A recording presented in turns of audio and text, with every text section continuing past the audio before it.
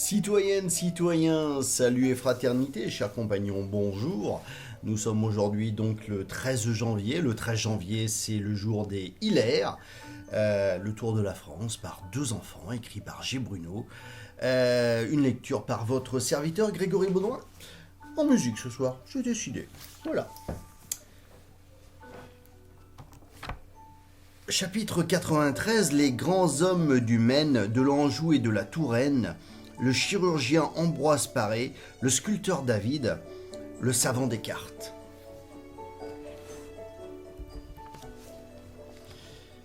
Plus on avance dans la science, plus on s'aperçoit combien on ignore encore de choses et plus on devient modeste.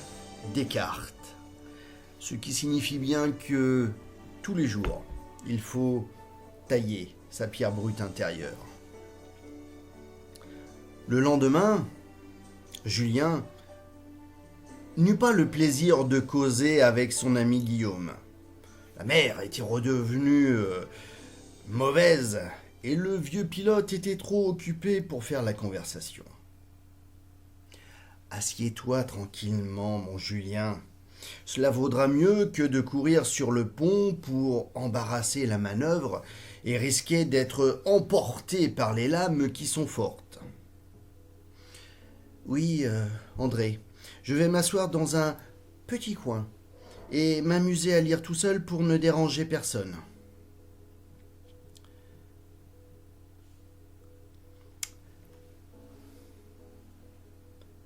Il y a, à l'est de la Bretagne, deux fertiles provinces qui semblent la continuer et qui sont arrosées par la Loire ou ses affluents.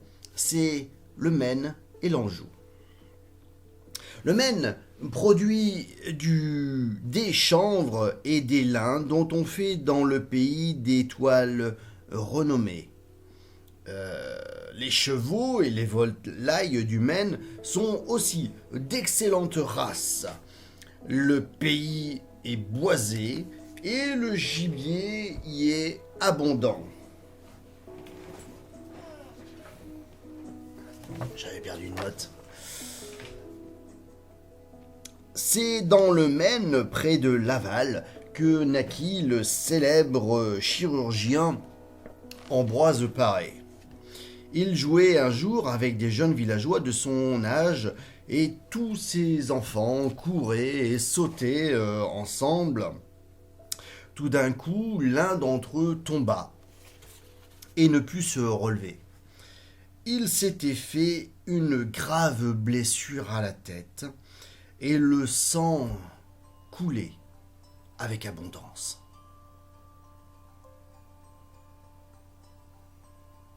Tous ses camarades, sottement effrayés par la vue du sang et le croyant mort, se mirent à fuir en criant.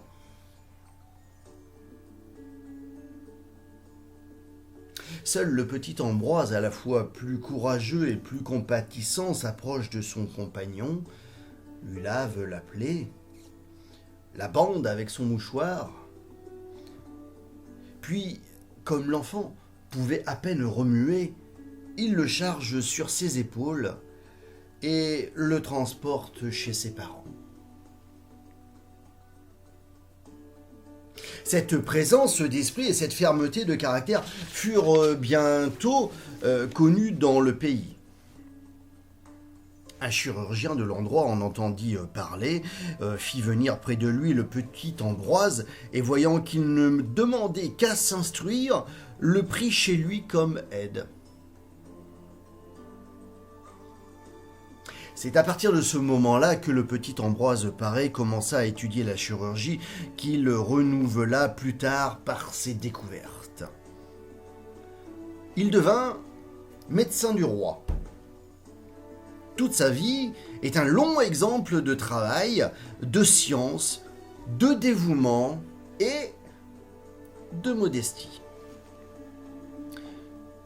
Quand la peste éclata à Paris, le roi quitta la ville, mais Ambroise Paré, quoiqu'il fût le médecin du roi, refusa de l'accompagner et voulut rester à Paris pour soigner les malades. Il s'exposa à tous les dangers et parvint à sauver bien des malheureux en risquant lui-même sa vie. Les soldats l'appelaient d'ailleurs leur bon père. Un jour, dans une campagne, il fut fait prisonnier par les Espagnols. On ne l'avait point reconnu mêlé à la foule des prisonniers, mais un de ses compagnons vint à tomber malade. Il le soigne et il le sauve. On le reconnut aussitôt et on lui rend la liberté. Ce grand homme avait une modestie égale à son génie. Un jour, on le félicitait d'une guérison merveilleuse qu'il venait d'accomplir. Il fit cette simple réponse qui est devenue célèbre. « Je l'ai pensé. Dieu l'a guéri. Je l'ai pensé, P-A-N-S, l'accent aigu, Dieu l'a guéri. » David d'Angers a gravé ces mots sous la statue d'Ambroise Paré qu'il a sculptée. Autre sujet, l'Anjou est fertile plus encore que le Maine. Les vents tièdes de l'océan rendent le climat assez doux mais humide. On y trouve en pleine terre, dans des pépinières abritées, des grenadiers et des magnolias. La campagne produit de bons vins, surtout ceux de Saumur. Angers a une école d'art et métiers et ses environs renferment de nombreuses carrières d'ardoises. À Saumur se trouve une grande école de cavalerie où l'on instruit les officiers et les soldats. Et c'est à Angers que naquit en 1789 l'un des plus grands sculpteurs de notre siècle, David, dont nous avons déjà prononcé le nom souvent à propos des statues qu'il a sculptées. Il avait pour père un simple ouvrier, très pauvre, qui sculptait des objets en bois, des tables, des fauteuils, des coffres, mais aussi des chairs d'église. Le jeune David, quand il n'était pas encore... quand il n'était encore qu'écolier, se fit tellement distinguer par son travail intelligent que sa ville natale lui servit une petite pension pour lui permettre d'aller étudier à Paris. Il partit n'ayant que 15 francs dans sa poche. Quelque temps après, il obtint le grand prix de sculpture et devint célèbre. David d'Angers avait un amour ardent pour la patrie française. Et c'est cet amour qui lui inspira son génie. C'est l'amour de la patrie qui lui inspira son génie. Il consacra son art et sa vie à faire les statues de la plupart des grands hommes qui ont illustré la France. Troisième sujet, avant de traverser l'Anjou et la Bretagne pour se jeter dans la mer près de Nantes, la Loire arrose un pays couvert comme l'Anjou de verdoyantes prairies, de maisons de campagne et de châteaux. C'est la Touraine, qu'on a surnommé à cause de sa fertilité le jardin de la France.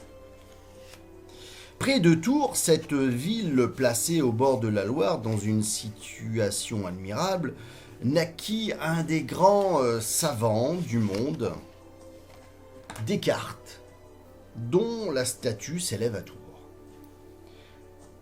Le jeune Descartes a 16 ans quand il avait déjà étudié toutes les sciences.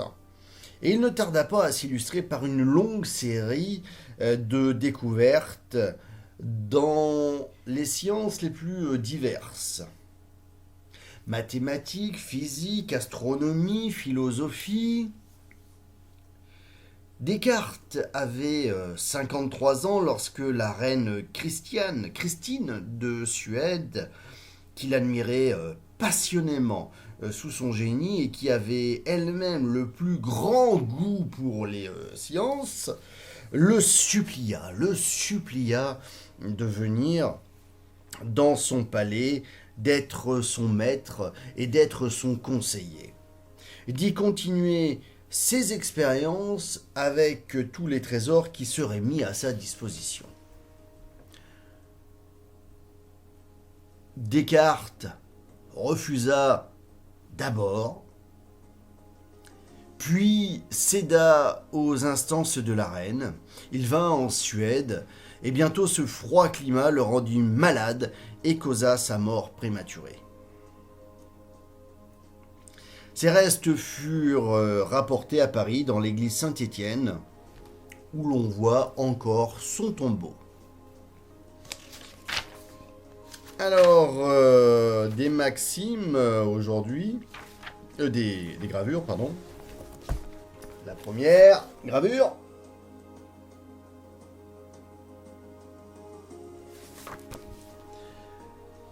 Ambroise Paré, né près de Laval vers 1517, mort à Paris en 1590, il fut le chirurgien des rois Henri II, François II, Charles IX et Henri III.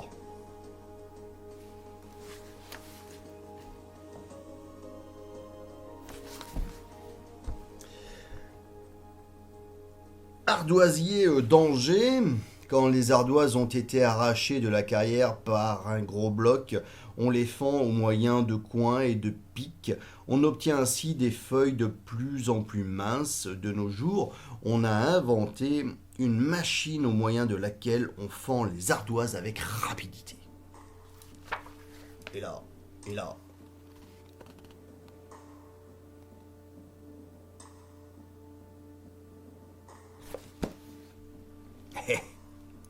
L'armée. L'école de cavalerie de Saumur. Notre grande école de cavalerie est située à Saumur, Maine-et-Loire, là où on prépare les officiers qui doivent servir dans la cavalerie. Outre les connaissances scientifiques, il faut aussi qu'un cavalier sache sauter à cheval sans étrier, sauter d'un cheval sur l'autre si le sien vient à être tué, etc. Et aujourd'hui, on a la cavalerie parachutiste.